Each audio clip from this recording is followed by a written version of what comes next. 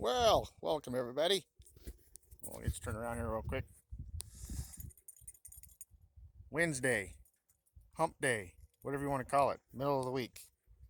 Um, so, welcome to another installment of RLF, I'm going to start calling them, which stands for Real Life Farming on the Neals Farming and Gaming channel. And the last update you guys seen, hadn't got a whole lot done, and I had a typical Monday. Yesterday was almost the same. Wasn't quite as bad, but anyway, figured out the problem with the tractor. Ended up being what we thought was going to be a $250 relay that allows the alternator to charge the batteries. It has an excite wire and then it lets it go to the batteries and all this newfangled crap and how much stuff they got to add stuff. Anyway, so I ended up getting it put in there. Still didn't have it fixed, and ended up being $1 fuse instead of the $250 relay, which I guess that's fine. So anyway, get that all done, fixed, going. Get back out here about 3:30ish, somewhere in there. Get set up, make a pass. Don't get all the way down with one pass. Get almost about 100 yards or so from the end of the pass, and row 3 decides it's not gonna plant. Population just keeps dropping and dropping and dropping. I'm going, oh come on. So I stop, get out, look. Well, guess what? We had no seed in the bucket, or very little seed in the bucket. So I'm like, oh, you're kidding me. My seed tube plugged or something from the CCS tank.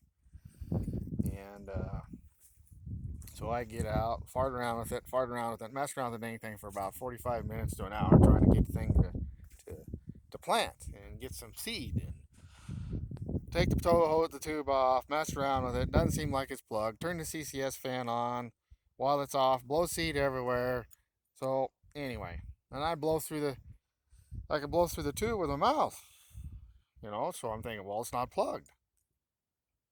Well, anyway, wasn't plugged, but got 2 passes done today so far, and I got 6 acres, so I got double what I got yesterday. So we're cooking with fire today, right? So I'm just stopped here for a little bit. Want to check the seed depth again, make sure everything's fine. Got my handy dandy depth thing here. Yep. Gee, look at that. It says Pioneer on it, even though we're planting decalb. We plant a lot of decalb. We like Pioneer, but we don't like how slow it dries. It seems like around here it's one of the last ones that we get harvest because it's always so slow to dry down on us. But anyway, we're planting decalb 5191 right now, which is 101 day decalb. You take and you add 50 to the first number, and that's how many day it is, which they told us this year they're changing their numbers to something different next year. But anyway, I think this year we got 5191. We have a 95 day stuff that got a weird number on it because it's only 95% germ instead of 99% germ. So anyway, and we're planting a 4748 and a 4768 or something like that. Anyway, we got one new number. I don't remember what it was. But anyway, and here in western Nebraska, you don't want much more 101, 103 day. Wish we could plant that 120 day, 118 day, 125 day stuff that you boys back east do. Yields way better, Longer seasons of corn you can have, the more better yield you can have. But I guess we're lucky that we're not North Dakota, South Dakota, and parts of Minnesota where they still got snow on the ground, and Monday's the 1st of May or Sunday's 1st of May, isn't it? Something like that. And they don't even have any field work done. So I do believe them boys will be planting a lot of short season soybeans.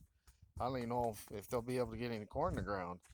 The bad thing is most farmers, we have our seeds booked in the fall. That's when you get your best deals and you book your seed, which you're going to plant for the next year. So when you got to change it up in the spring, it's tough to get the seed because, all the seed companies, this farmer's got 3,000 acres, this farmer's got 5,000 acres, this farmer's got 1,800 acres, and they've got it divvied out. They've got the seed order in already. So when you got to change it up, it's okay to change up a few, but when you got to change up your whole program, and I'm not sure how many acres like Larson's plant grow. I think, I don't know, what are they, 5,000 acres? They're pretty big, pretty big. They're bigger than we are, I think. Anyway, I'll show you what my problem was real quick here. We'll get the phone turned around. and hopefully the wind don't mess with won't mess with it too bad. We got a little breeze today for it, but I know it's enough that it'll probably making some noise. But anyway, this is for row 13. Let's go to row 3, and we'll give a little lesson on these air planters. Row 3. So this is my new tube. See, it's bright and shiny. Well, ended up being about halfway over in there. There was a split in it. So it blew according to the split. Couldn't pressurize the tube anymore, so I quit blowing it to my bucket. We call these buckets or planter boxes, but now that they're littler and stuff like that, we call them buckets here, which I don't know, every farmer probably calls something different, right? So a little lesson, I guess, on how air planter works. We have these tubes here.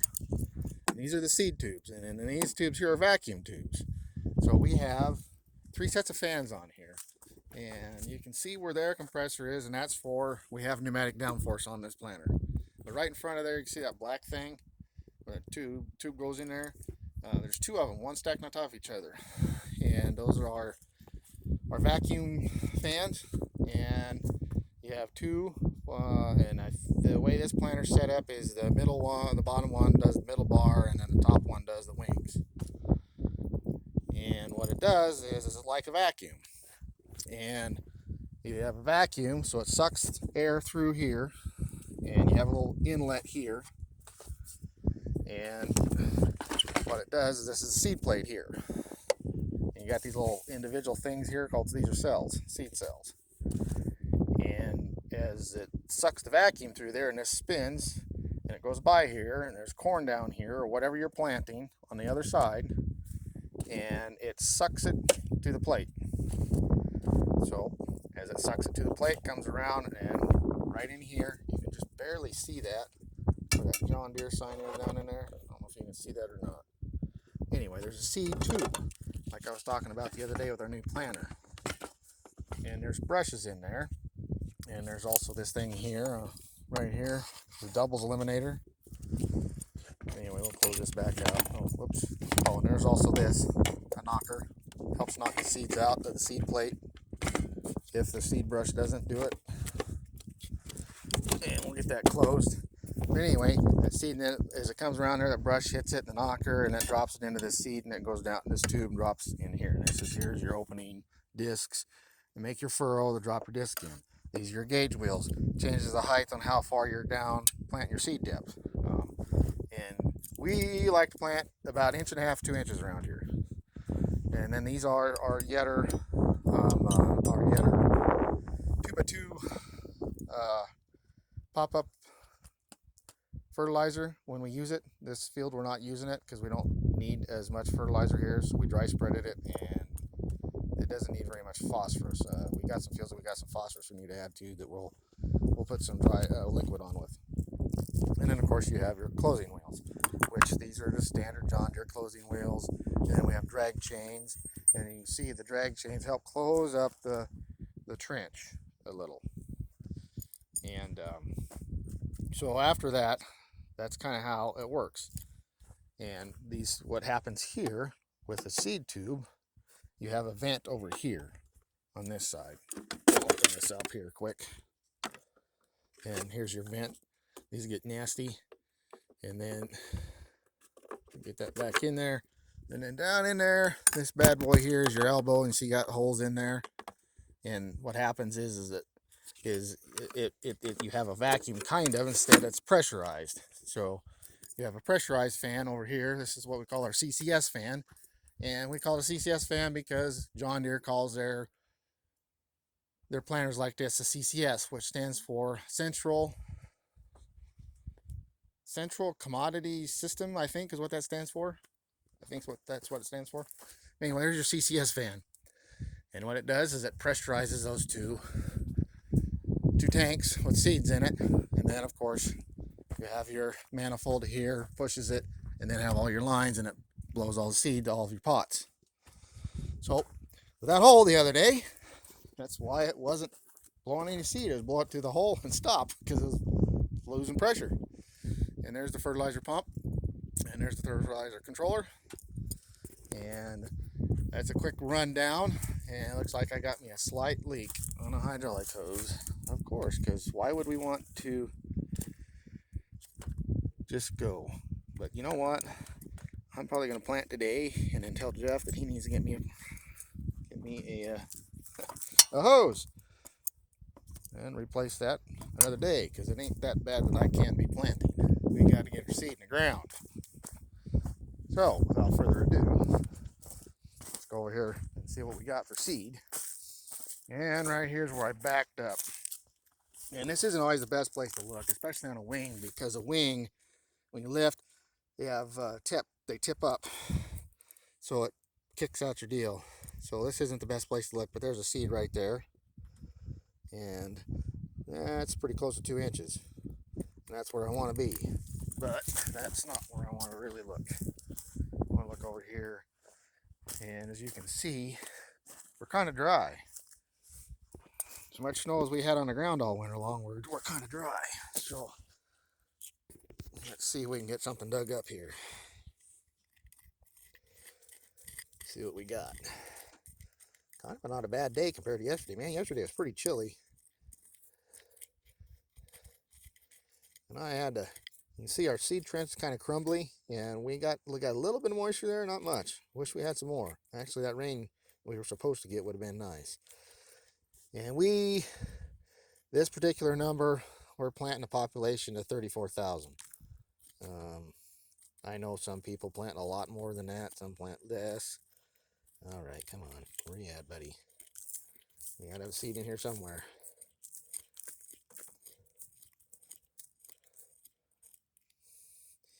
Hopefully it ain't much deeper, because if it is, I'm too deep. I have to go shallow my stuff up. Come on. I know there's seed in here somewhere.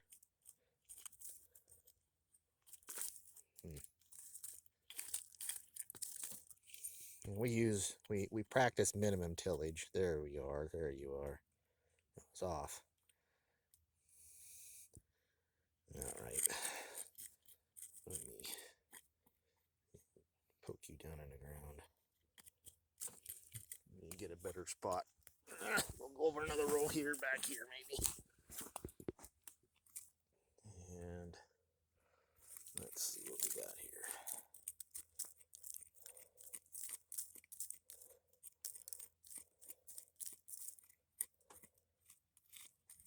Come on. I know we got a seed in here somewhere. Should be right in here. There we go. There it is. There it is.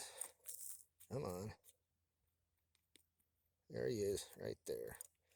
So I'm going to guess we're close to 2 inches, maybe just a little deeper than we probably ought to be. I think I'll give you guys a lesson on how to, just a little deeper than I want to be, I think. This over in here is a little sandy and puffy because it's part of an outside strip. So it's been disked 4 times instead of twice. Anyway, so here's our depth gauge controls on a 1720, I think. And that changes on our new one because we have hydraulic downforce now. I think we can use that. I don't know. No, that ain't right. I think it's the same on our new one. Anyway, so this would be a 1/2 inch, I think. We don't want to go 1/2 inch. I think I want to go, we're just going to turn them up 1 like that. Yep, 1 like that. Do this all 16. And what this does is there's what we call a mustache down in here. This thing here. And then this is the arms on the gauge wheel. And it moves up and down on how far up and down it allows the gauge wheel to go. So,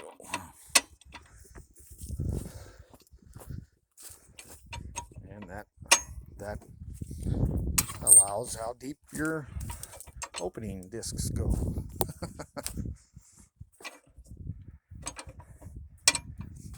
So let's go get the rest of these all done here.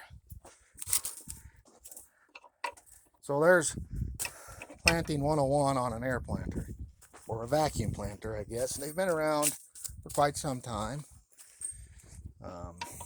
I believe that International was one of the ones that had one of the first vacuum planters with the cyclo airs they had. And technology has changed immensely since then. Like, you know, it used to be your downforce used to be spring. Everybody went to pneumatic because it was more controllable per row, more precise, and you could have better downforce. Nowadays,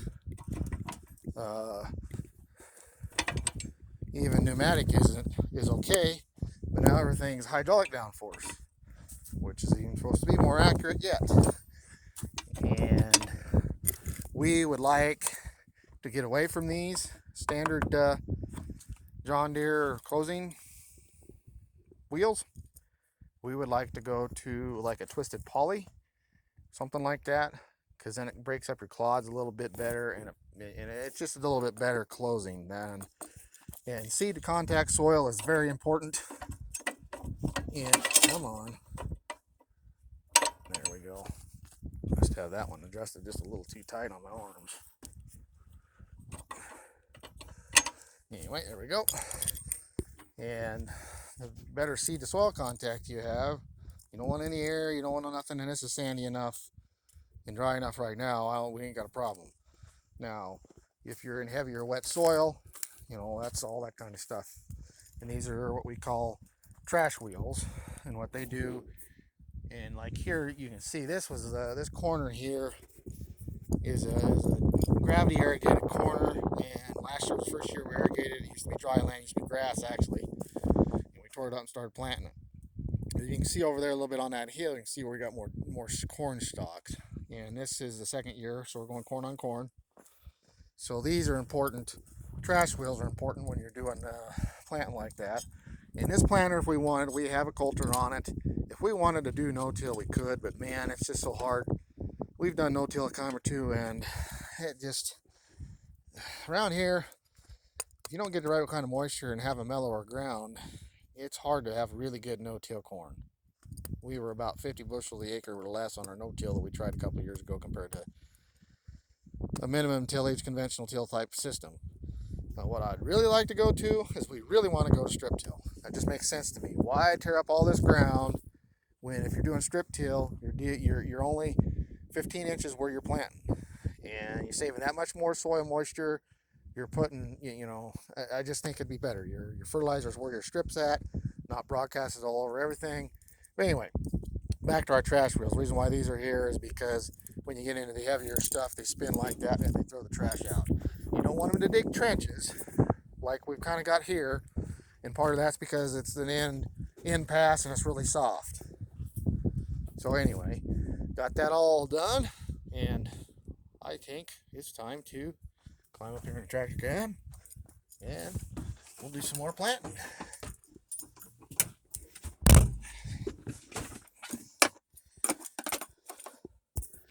And like I said, I'm still learning how to use my phone.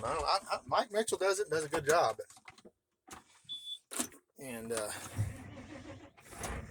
so tires spun around here. And yes, I even remembered to mute the damn music so I wouldn't get in trouble for having music on.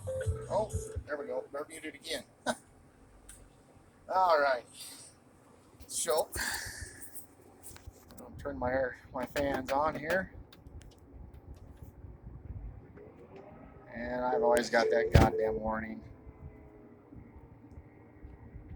All right, so we got our fans on. Yes, that's the group we want. And what I do when I do that, after I've stopped, because you don't have any suction to your plate, so you need to reprime everything. So I always set the planter down like so. Let my CCS fan come up. You can see that gauge back there, and we're now about 18, somewhere in there. And so what we're doing is making sure we got seed up against the plates for the vacuum to suck up against. And I do that. And I raise my planter back up here. And we come over here to the tractor. Bring up the planter screen. and hit this button right here so I can rotate the seed plates. And this planter is hydraulic motor driven. The main bar is one motor, and then we have a motor on each wing. So I can shut off these instead of individually rows units, shut offs like the new planter is going to have, because every row unit on the new planter has electric motor on it, which works better for doing point rows and stuff like that. So I can shut off 4 rows, 8 rows, and then you shift over. But anyway, so hit the button again, and I think we got some seed dropped back down there. All right, so we're done with that. We're ready to go. Come out of park and make sure my auto track's on. And shall we go? I think we shall go. Hit the auto track button. Away we go, and roll up here a little ways. And drop the planter down. And there we go. Now, what do we got? Come on. There we go. Planters come up to 31, 33, 32. And don't warm me again. Alrighty. And right now where it's kind of powdering and soft, and these planters you can plant, if you got good conditions, you can plant 5-6 mile an hour, which is pretty good. But you got to really watch your ride quality. Let's bring this up here. I don't know if you can see that, because I know when you're recording it does that flashing thing because of how LEDs work.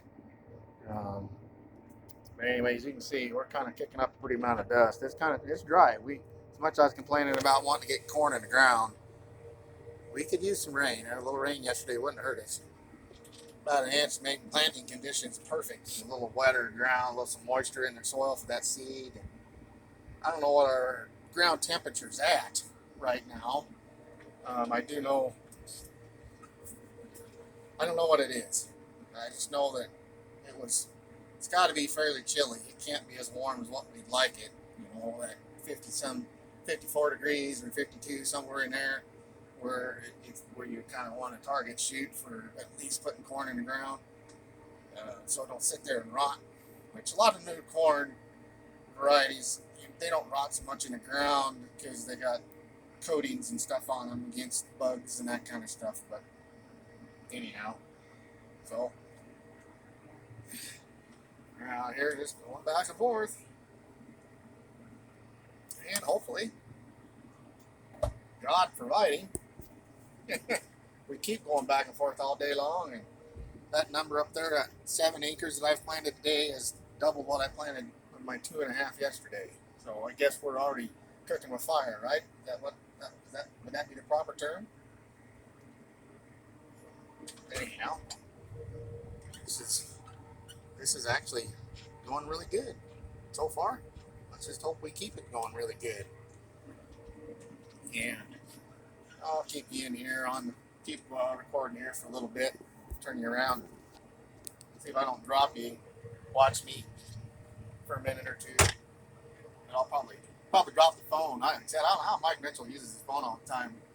He does a good job. Well, you can't even really tell he's using his phone compared to them other guys, Millennial Farmer and Brian's farming videos, and Cole and Welkers and Fast Ag, all those guys that are using GoPros and stuff, which, man, I'd like to have a GoPro, and if the channel keeps going good and everybody keeps liking the RLF part of my gaming channel and the farming channel, I'll get a GoPro.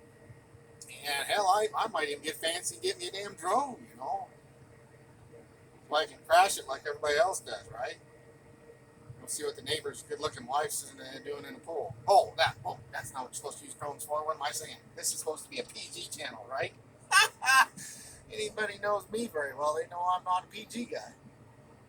Anyway, so, and this variety of seed is, this particular batch of seed was 1,842 seeds per pound. So my vacuum running about 13.3, and you got to adjust that once in a while. But anyway,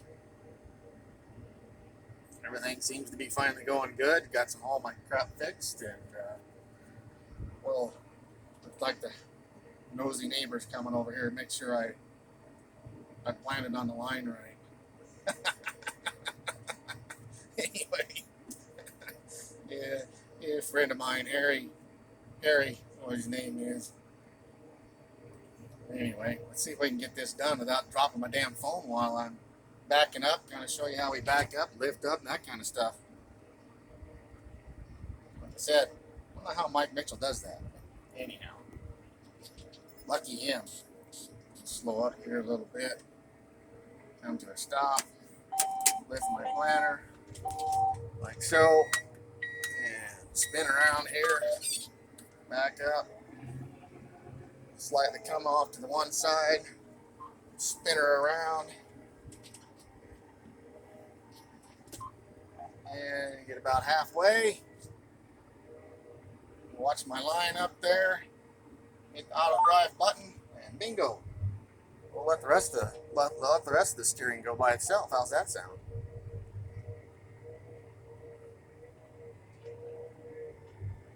And there we go. I think the neighbor wants to talk, so anyway, we'll kick these over. Yeah, we'll call that, guys, a video, guys, and hopefully you enjoy it, and hopefully it's not too bad, and everybody can hear me, and the wind wasn't too bad, and we'll go from there. Anyway, we'll catch everybody else on the flip side, and have a good day. And anybody else is watching this is farming, get her done, buddies. We got to get her in the ground. It's that time of year. Go time, go time, go time. Everybody have a good day.